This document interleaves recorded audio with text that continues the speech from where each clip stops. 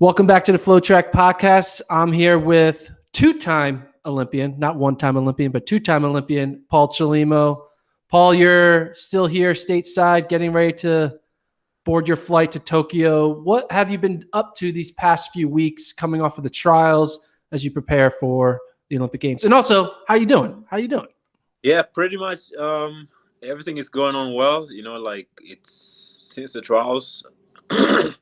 Recovery wise, it wasn't the best, but it took about a week to bounce back. But now I'm back into like full swing, full sessions, and like it's the type of workouts I'm doing right now. It's the best workouts I've ever done in my life. So I hope that will reflect the type of race that I'm gonna do in Tokyo. So yeah. What is a best workout you ever done in your life? When you say something like that, what does that mean?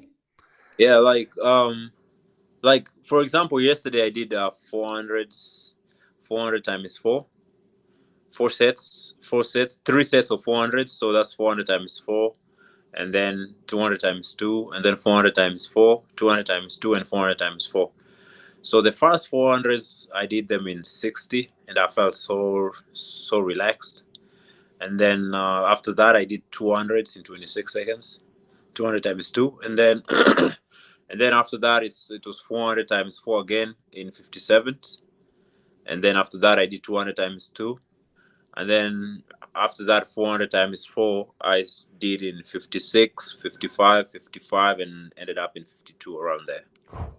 52. So yeah, pretty much and recovery was kind of like 130 seconds to 2 minutes.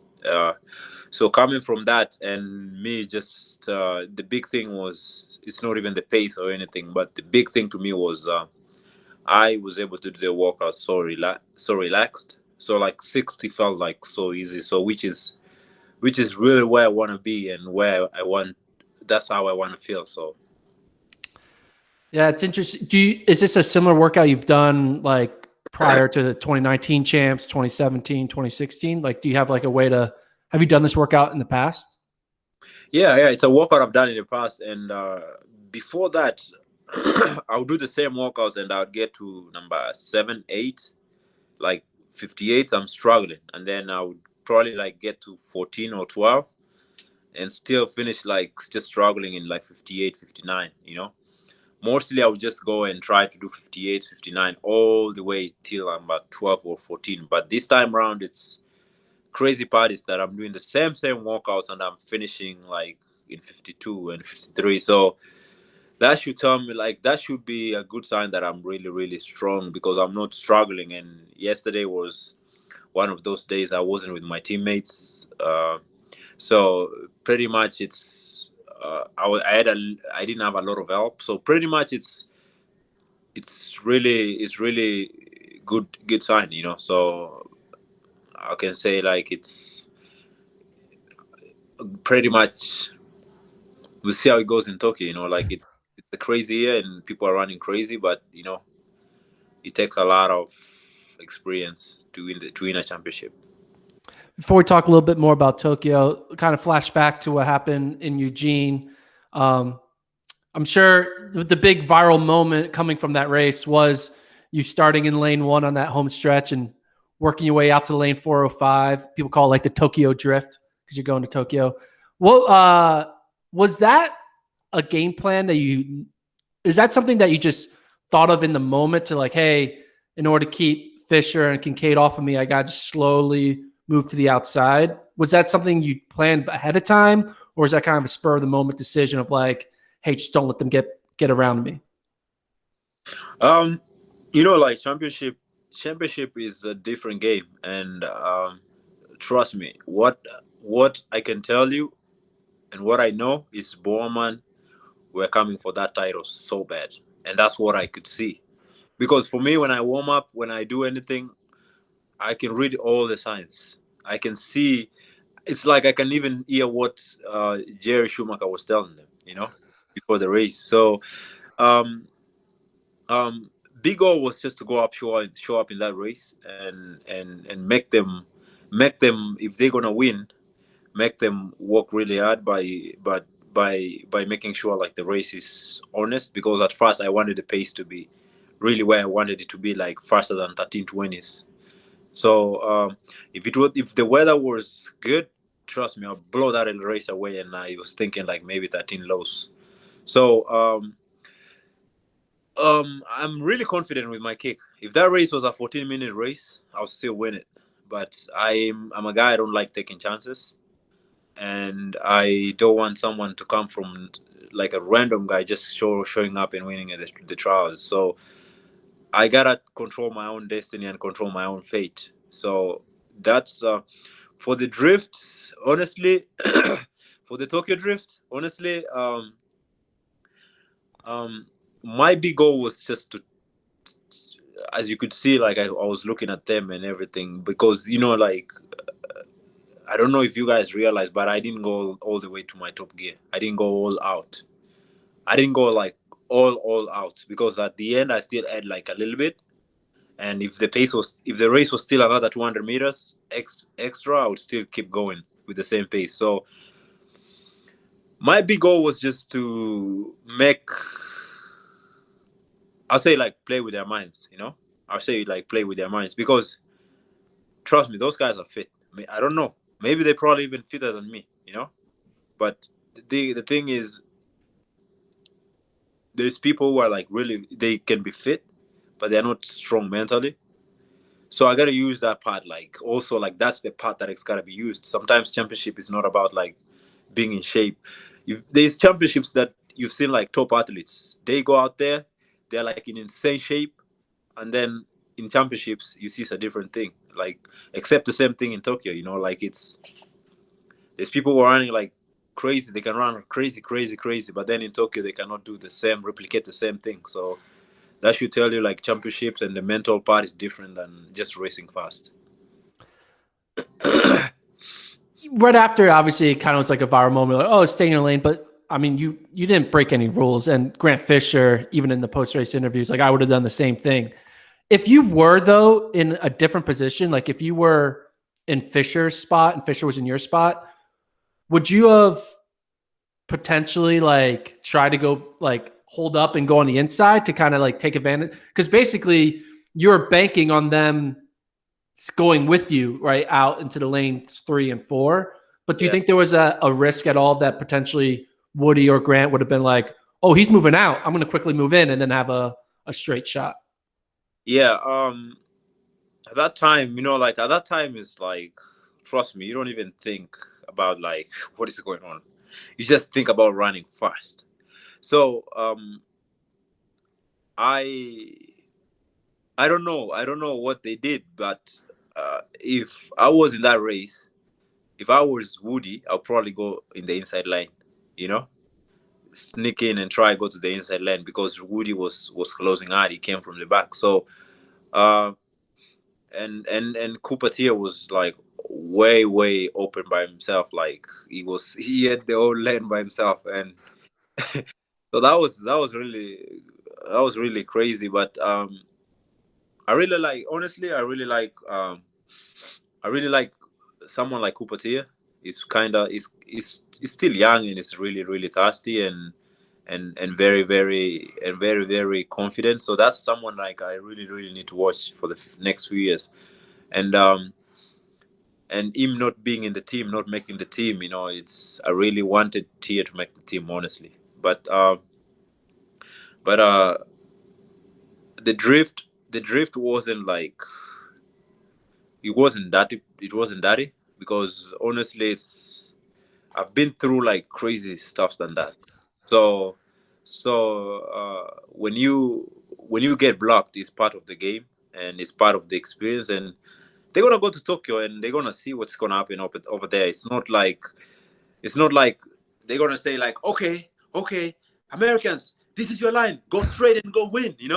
It's not that. It's you have to work hard to really win a championship race, and that's one of the things that I've experienced. It's not about fitness. Like 2016, 2017, I came to realize, like, I was probably even fit than all those guys. But then it's like they just play with your minds and everything. And this is the thing, though. Like, if I come to the US, I win a race or anything, like, they always gotta say something dirty and try not to support what I did. But then when I go to Europe, I get crazy things happen to me. They still like don't even like support you. So what is the need? Like they like if you know, like honestly, haters are gonna hate, and I've got to a point like it's it's like it's like eating a rock and trying to get water out of a rock. You know, it's not an easy job. So if they think they're gonna break my heart by saying all those crazy things, no, that's not me. But the thing is, I'll show up, I'll win races, I'll do whatever I can do. But haters gonna hate me, man. Like it's these people that I know, they really love me and they always support me. But there's people that I know, they always gotta be, you know, like hate, you know, like. But the thing is, that's part of the game. You know, there's people who are gonna. It's not everybody. Actually, there's the lowest. The low. I came to realize like there's a lower percentage of people that can support success. There's a lot of people, high percentage of people that don't support success, but then they just sit behind there and just hate. So those percentage, the higher percentage is like, you know, it's. I mean, I can control it. It is wild. You mean, you look at some of your notable races, there's always like some crazy thing, like 2016, you almost got disqualified. The Diamond League final, that was kind of bullshit with you. You were just running straight and they're like, no, we're not going to give it to you. So it's kind of wild how you're just in all these crazy moments and it just keeps on following you. Yeah, I mean, it's just tough because Diamond League finals 2017, I really wanted to win that race. And I'm that type of guy. I don't show up to a race to lose. When I go to a race and I've decided I'm going to win this race, I'm going to work so hard to win it. But then it's when I went to Diamond League finals, we got to 100 meters to go. And I knew like it's going to be like tough. And I knew like it's going to take the whole, I just have to dig deep. And we get to the curve and it's on the straightaway. It's like lane one. Mo is in lane one. Idris is in lane, kind of like lane three, in the middle of lane two and three. And there's a space in between. So I was full like, hey, there's a space there. Get us, like, just sneaking through that space. So when you're running, when you're running like really crazy pace, you can think about like, okay, swing outside. Because this guy is gonna get it's gonna get like 10 meters ahead and it's gonna close that space. You ain't gonna anticipate something like that. And we went there and like, because I was like, honestly, I was innocent. I was still like not so experienced in championship racing and everything. We got to like 10 meters to go. Idris drifts into lane one next to Mo and goes all the way till like close to bumping Mo. And to me, in my mind, I was like, you know what? I didn't come here to get fourth place because already I know I'm going to get fourth. Clearly. Because the race is ending. This guy is trying to close the space. So to me, I was like, oh, open, you know? Like, don't close that space. So when I did that with my hands, like trying to open that space, like trying to like say, like, don't block it, pretty much you're running fast and your hands going to move backwards. So that's when I found myself like pushing Mo and Idris. But you know, like that's some of the things I'm telling you is about experience, and it's the things you never know. You go to a championship, that's the difference between gold and fourth place. Talk about experience. Obviously, you have a lot of experience from 16, 17, 19 Diamond League seasons. But if you look, I'm sure you've recognized this. You really haven't raced the top people in the world outside of Americans since your championship final in 2019, right? 2020 pandemic year. You had one 3K against Cheptegei in May, but was this on purpose? It's just how it worked out. Are you concerned? Are you excited about it? The fact that this will be the first time you're racing someone like Jacob, you know, at the Olympics, or one of the top Ethiopian guys or Kenyan guys. Yeah. You remember when I went to Rio Olympics? I came from nowhere. I didn't have any race in me except pre-classic when I got like 10th place or 12th place with my PB 1320, and I still went to Rio Olympics and I got back. I came back second. So the goal is take myself out of the equation. Take myself out of top three. You know. So I mean, at this point, I don't know. Like probably there's favorites in Tokyo.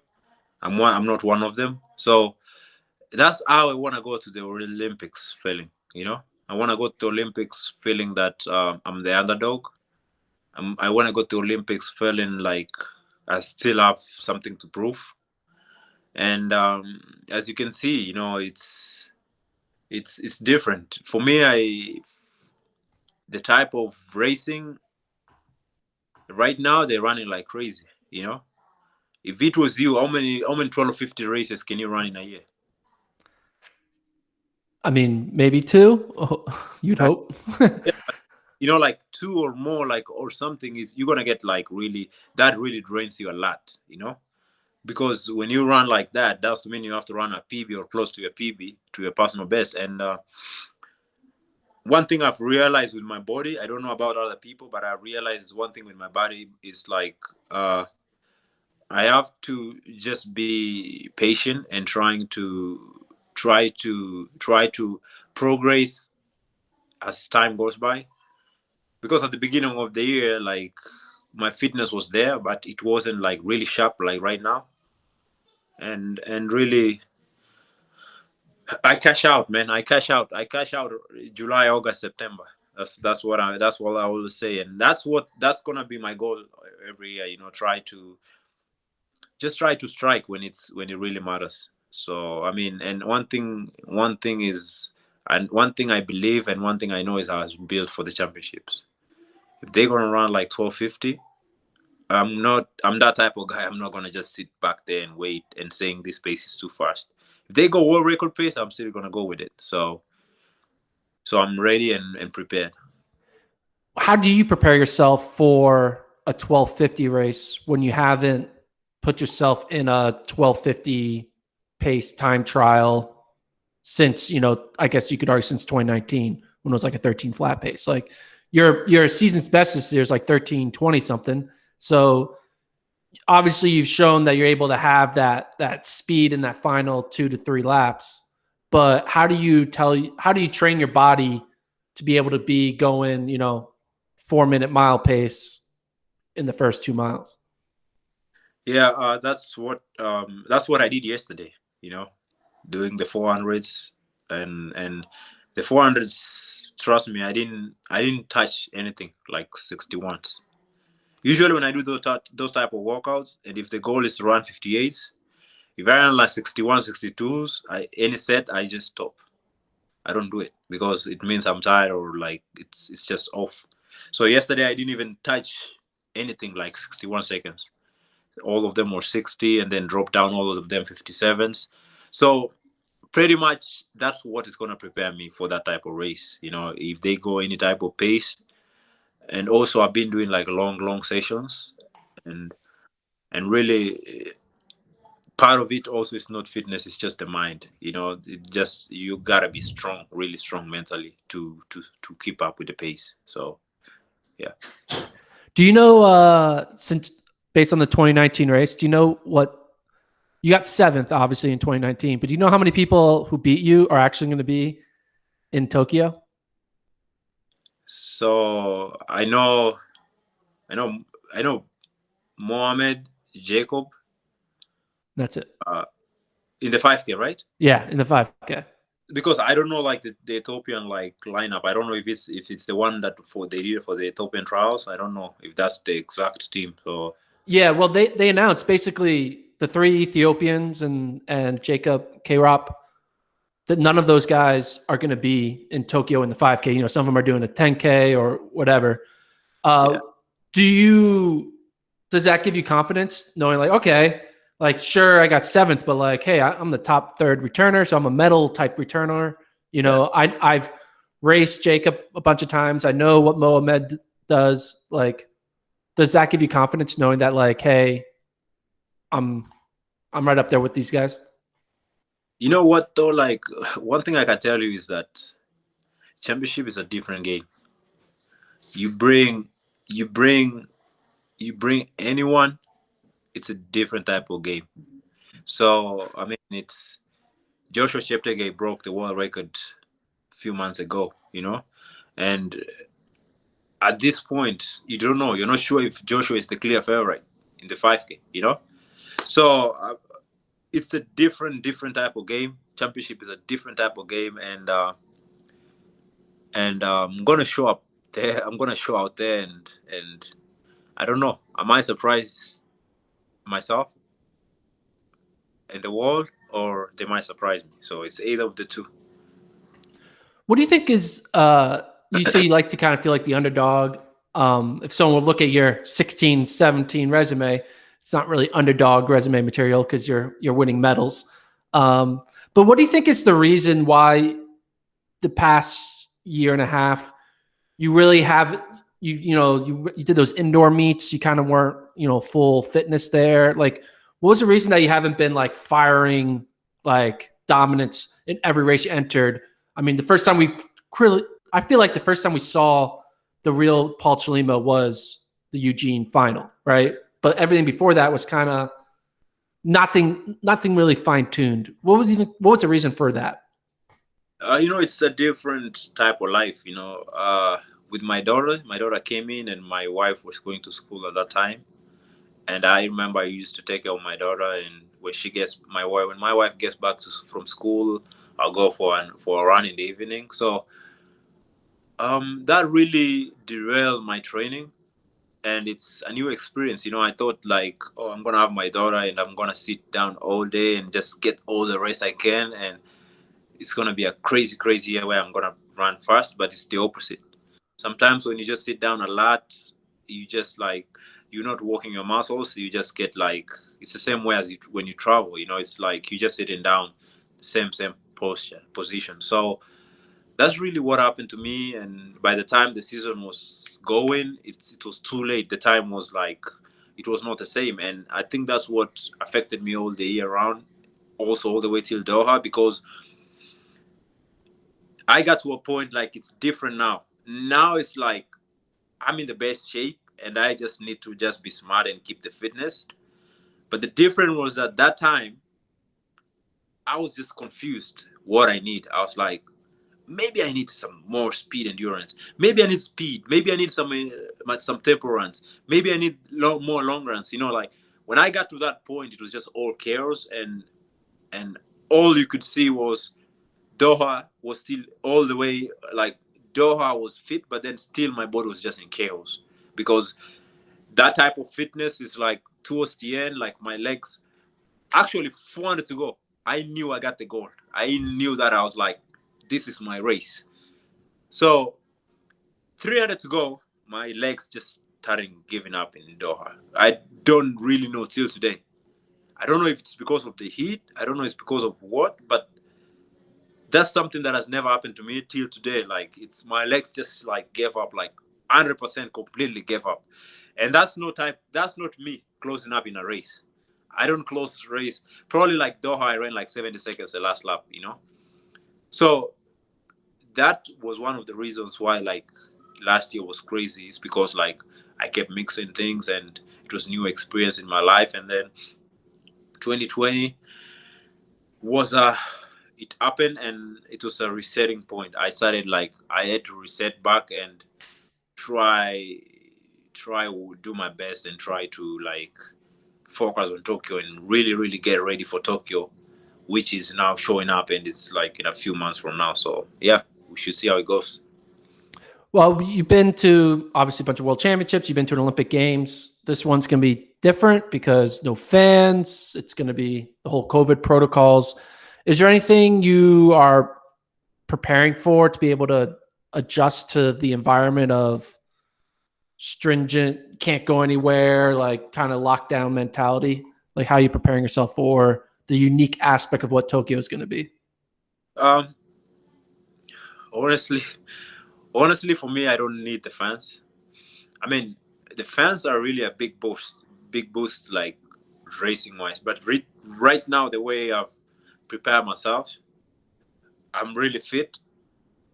I really don't need the fans to like motivate me. I'm gonna motivate myself, and the thing is, they're just gonna be watching at home, and I know back deep in my mind is I have a lot of fans, and these fans cheering me so loud, you know. So that's the thing, you know.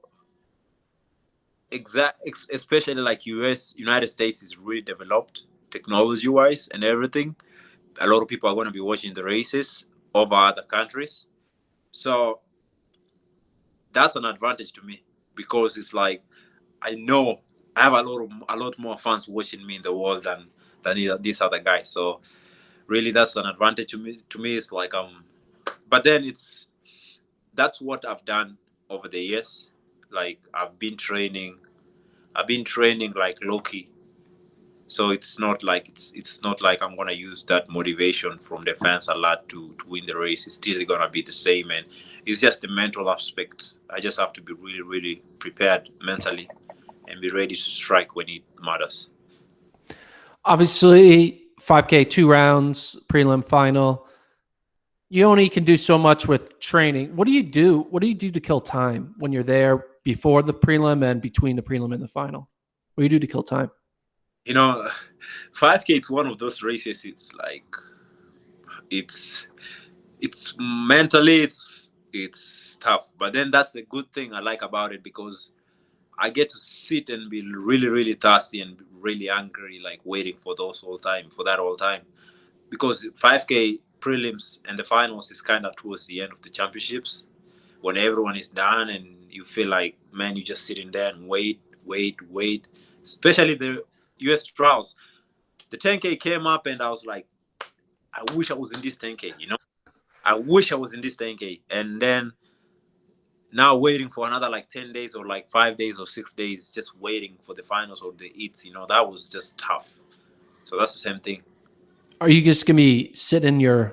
dorm, or what are you gonna be doing? Uh, Do you get to go watch it in real life, in person? Do you get to go to the meet in person? no, I don't think I'll get, especially with the COVID protocols and everything. I think it's just uh, best for me to just stay indoor, unless there's some athletes I really need to support, like being there as fun, just making like sure there's more people in the stadium. But then it's for me, Tokyo's gonna be really really hot. There's no air conditioning, so I don't know. We are not sure there's air conditioning in Tokyo. So You don't know if there'll be air conditioning in your dorms? You don't know that?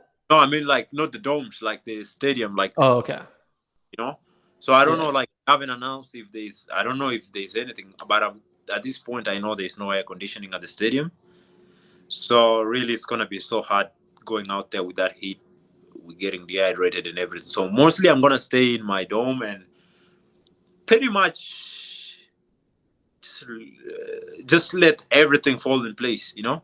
Can that get like boring or lonely? Like, because you can't have like friends and family around to talk to. Yeah. And If I have my phone, like usually, like the phone is the best thing. You know, like I can use my phone and I can see what is going on in the world. I can see if Gordon is talking crap out there, you know. So that's what is going on. Like I just use my phone to keep track of what's going on all over the world. So that really keeps me busy. Yeah.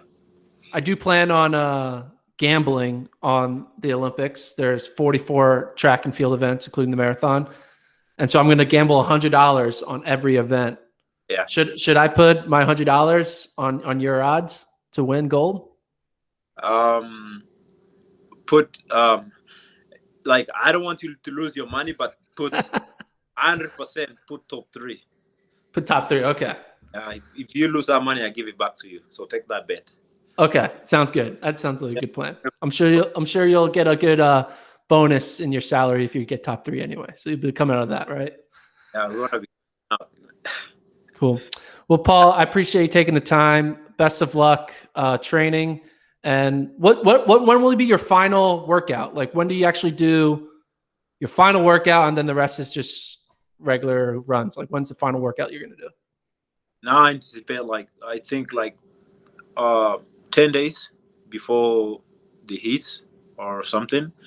10 days before the prelims, I think it's gonna be like, I think something like 300 times 15 at 40 at 39 to 40 pace, 39 40 40 40 and 40 39.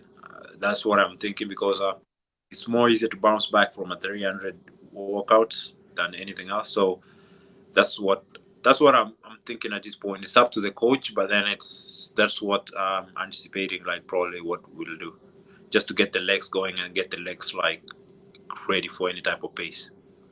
And then basically just jogging from there, getting ready for the race.